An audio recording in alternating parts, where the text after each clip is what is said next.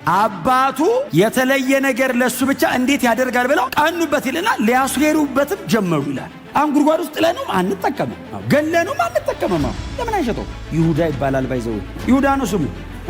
ምን ነው ይሁዳ ነው ስሙ። የብሉዩ ዮሴፍን ሸጠ፣ የአዲሱ መሲህ ሸጠ። ይሁዳዎች ህልመኛው መጣሉና ከህልሙ አንዱም እንዴት እንደሚፈጸም እስቲ እናየዋለን። ለምን እንግደለው? አልሟል። አዎ እግዚአብሔር አሳይቶኛል ብሏል። አዎ ነገሩ ሊፈጸም እንደሚችል ጠርጥረውታል። ልጁ ቅን ስለሆነ ይፈጸምለታል። ስለዚህ ከህልሙ አንዱም እንኳን ሲሆን እስቲ እናየዋለን አሉና ተመካክረው ሊገሉት ጠበቁት። እንዴ ከእግዚአብሔር ጋር መሄድ እኮ እንዴት አስቸጋሪ እንደሆነ ይሄድክ ቀን የሚፈጸም እኮ ነው የሚመስል። ያዕቆብ በጣም በተለየ መንገድ ነው የሚወዳቸው የራሔል ልጆች ስለሆኑ ብቻ ሳይሆን በእርጅና ወልዷቸዋልና የሚላል ዘፍጥረት ላይ በእርጅና ስለወለዳቸው በጣም ይወዳቸዋል። እነዛ አስሮቹ አደገኛ ናቸው። ሲመክሩም አንድ ላይ ነው የሚመክሩት። ሁለቱም ገንጠለው ነው የሚመክሩት። እናንተ ዘፍጥረት 37ን ዛሬ ስገቡ ጀምሩት። ማለት በጣም ኢንተረስቲንግ ነው ታሪኩ። ትዝ የሚላችሁ ከሆነ የ17 ዓመት ልጅ ነበር ይልና አባቱ ከልጆቹ መካከል በጣም ስለሚወደው ምንም ህልም አላለመም። የተለየ እግዚአብሔር ፕሮግራም እንዳለበት አባቱም አላወቀም። ዮሴፍ የሚያውቀው ነገር የለም። ግን አባቱ ከልጆቹ መካከል ይወደው ስለነበር ጌጠኛ ቀሚስ ገዝቶ አመጣለት ይላል። በጣም የምታምር ልጅ ነውና በጣም የምታምር ጌጠኛ ቀሚስ። ልጁም ደግሞ መልከ መልካም ነበር የሚል አለ። ባይዘው ምዕራፍ 41 ላይ የጳጢፋራ ሚስት ወደደችልና መልከ መልካም ነበር የሚል ቃል። እንኳን እንደዚህ አልብሳችሁት እንዲሁም ቆንጆ ነው እና ወስዶ አባትየው ጌጠኛ ልብስ ሲያለብሰው ወንድሞቹ አዩት ይላል። ቀኑ ይላል።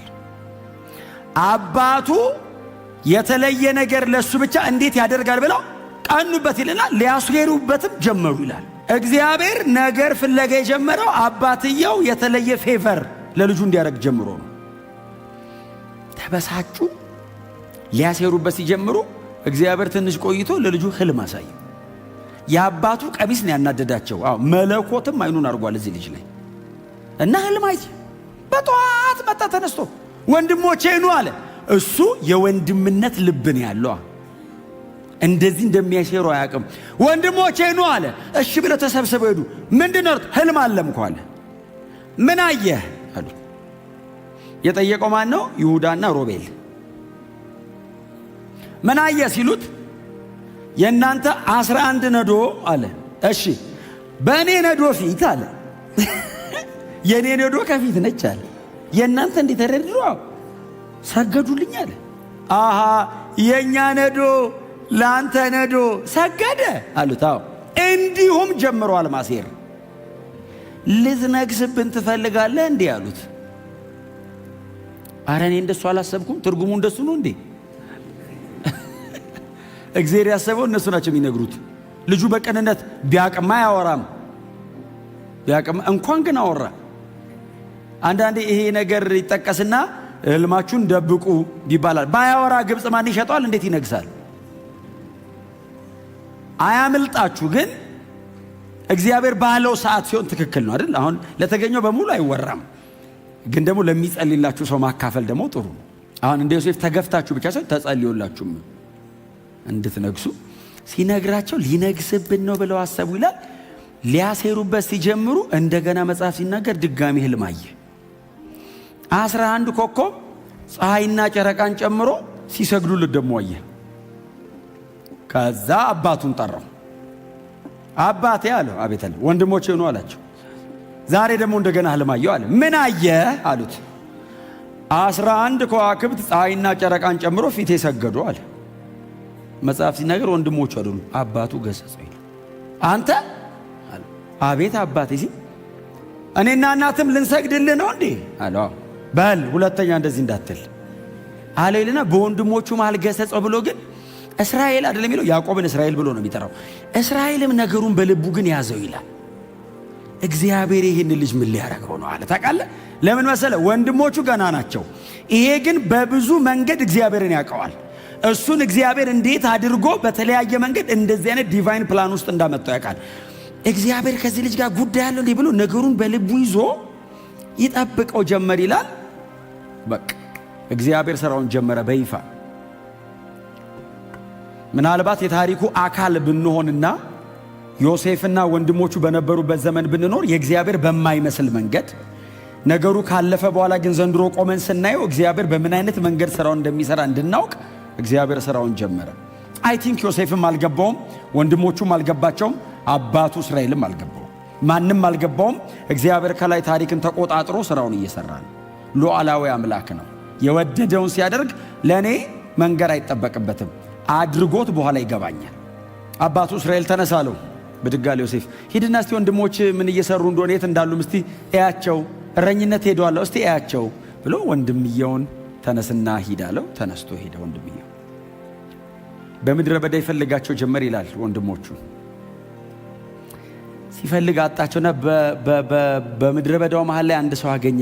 ወንድሞቼን አይታቸው ይሆን? በግና ፍየሎች ይጠብቃሉ፣ ወዴት ሄደው ይሆን ሲሉ አይቻቸዋለሁ፣ ወደ ዶታይን ሳይሆኑ አይቀርም ብሎ ምልክት ሲሰጠው ወደ ዶታይን ሲሄድ ወንድሞቹ ተሰብስበው ቁጭ ብለው ከሩቅ ሲመጣ ዮሴፍን አዩት ይላል። በጣም ነው በእውነት ነው የምላችሁ ማዝ ነው። የእግዚአብሔር እንደሆነ ገብቶኛል፣ መለኮታዊ እንደሆነ ተረድቼዋለሁ። ነገሩ ካለቀ በኋላ ዮሴፍ ራሱ በግብፅ ምድር ለወንድሞቹ ይነግራቸዋል ይህን ጉዳይ። ግን ሲኖር እንዴት ከባድ እንደሆነ ግን አሰብኩት። በጣም በእውነት ልብ ያዘነ። ሲመጣ አዩትና ከሩቅ ህልመኛው መጣ አሉ። ቃል በቃል እንደሱ ነው ያሉት። ህልመኛው መጣ አሉና ከህልሙ አንዱም እንዴት እንደሚፈጸም እስቲ እናየዋለን አሉ። ለምን እንግደለው አሉ። አልመዋል። አዎ እግዚአብሔር አሳይቶኛል ብለዋል። አዎ ነገሩ ሊፈጸም እንደሚችል ጠርጥረውታል። ልጁ ቅን ስለሆነ ይፈጸምለታል። ስለዚህ ከህልሙ አንዱም እንኳን ሲሆን እስቲ እናየዋለን አሉና ተመካክረው ሊገሉት ጠበቁት። እየመጣ ያለ ዮሴፍን ገና ሳይዙት ሮቤል ከመሃል እንዴ ወንድማችን እኮ ነው፣ ለምን እንገለዋለን? ታዲያ ምን እናርግ አሉ። ውሃ በሌለበት ደረቅ ጉድጓድ እንጣለው አሉ። እግዚአብሔር ይስጣቸው። ውሃ የሌለው ማለታቸው ራሱ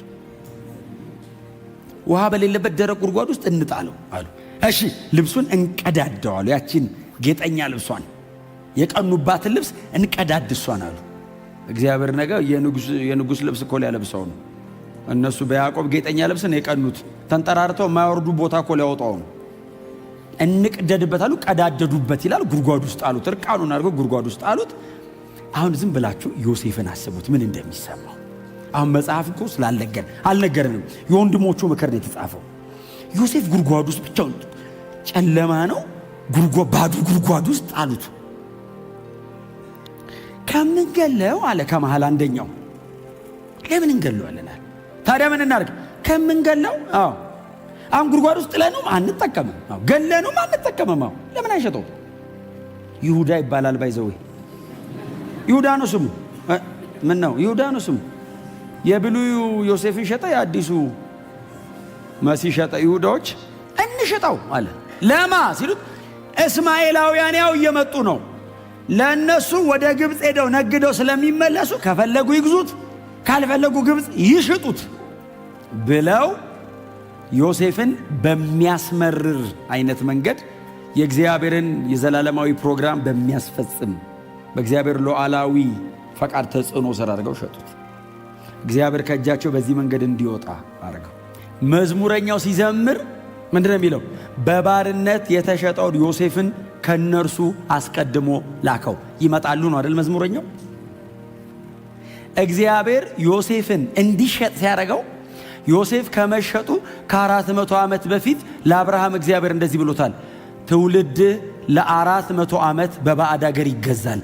እግዚአብሔር ከ400 ዓመት በፊት ለአብርሃም ትውልድ ባዕድ አገር ይገዛል የሚለውን ትንቢት የፈጸመው ወንድሞቹ ዮሴፍን እንዲሸጡ አድርጎ ነው። ይሄ የእግዚአብሔር ፕሮግራም ነው። ዮሴፍስ አያቅም ይሄንን። ሙሴስ ኦልሬዲ ገብቶት ነው እየጻፈ ያለው። እግዚአብሔር ምዕራፍ 15 ላይ ለአብርሃም ነገረው። ምዕራፍ 37 ላይ ትንቢቱ እየተፈጸመ ነው። ለአራት ትውልድ የሚገዛው እስራኤል በዚህ ብላቴና ምንም በማያቅ ኢኖሰንት በሆነ ቀጥሎ ጄኒውን በሆነ ሕፃን ልጅ በኩል እየተፈጸመ ነው። የ17 ዓመት ልጅ ነው እየተሸጠ ያለው። የ17 ሂወዝ ቲኔጀር ምንም አያቅም። የ17 ዓመት ልጅ መሆኑ ብቻ አይደለም፣ እረኛ አይደለም። ከወንድሞቹ ጋር አባቱ አጠገብ ነው የሚቀመጠው። ክፉና ደግ ምናምን ብዙ ማያቅ በጣም ምስኪን ልጅ። ይሁዳ ቢሸጥ፣ ሮቤል ቢሸጥ፣ ሌሎቹ ቢሸጡ ደጅ እየሄዱ በግ እየጠበቁ ፍየል እየጠበቁ ከአውሬ ጋር መታገል ለምደዋል። ይሄ ልጅ ምንም ያውቀው ነገር የለም።